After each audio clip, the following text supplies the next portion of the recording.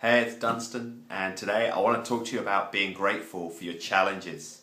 So, when you go through life, stuff happens, right? So you set out to get from A to B, and halfway there, the C pops up in your face. It could be that you've started a new business and it's going along really smoothly, and all of a sudden something comes along and it isn't going smoothly anymore. And maybe you lose a big client, maybe something on your website isn't working, whatever. Could be something in your personal life where you have a relationship that's going really well and all of a sudden stuff starts to come up. It could be that you're not even sure why the other person is treating you in a different way or something like that. Now, what if you could use every single thing that happens to you to your advantage? And what if life wasn't even happening to you? What if you were actually creating the experiences you need in order to learn what you need to learn in your lifetime? And that might be quite challenging. So what if, but just consider it for a moment.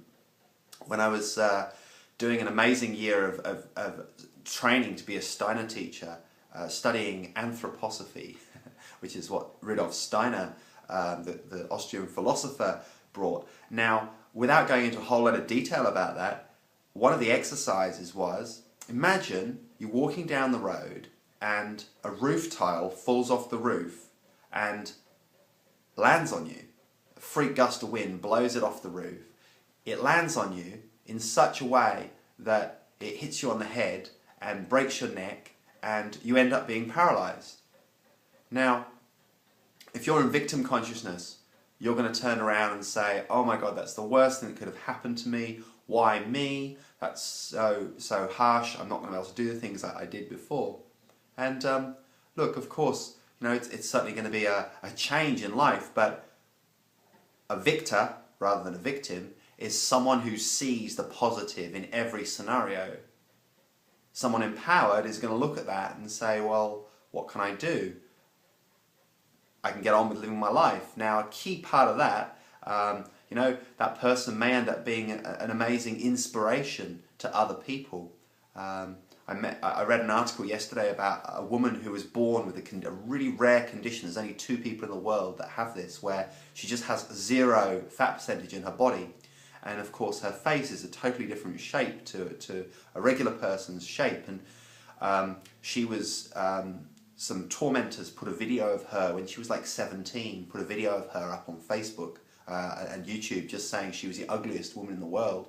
And she's basically had set herself some goals, and she said that she's written books about how beauty comes from within, and she's now put up a YouTube video of her own, and she wants to be she's a motivational speaker and a coach, and she's really not let those things stand in her way, and she talks to people about overcoming prejudices. So back to the exercise. You're walking down the street, this thing has landed on your head and damaged you somehow. Here's the exercise. You ask yourself, why would it be that a higher part of myself would have climbed up there on the roof, loosened that tile, and dropped that down on my head? Okay? So, people are identified with being a victim in life, find that really hard to do, because it's much easier to blame someone else when shit happens. It's much easier, it would be easier for the girl in that story to just say, hey, what, life's so unfair, genetically, this isn't fair. Why has God done this to me? Why have my parents' genes done this to me? Why are these people being so mean to me? It's not fair, it's not fair, it's not fair, which of course leads to more suffering. Being empowered and looking at it from a different perspective can lead you to choices. You can choose to be miserable, or you can choose to make the best of what's going on and move forward. So my message for today is to pick one area in your life where stuff isn't going as you want it to. And I want you to write down what's not working in your journal.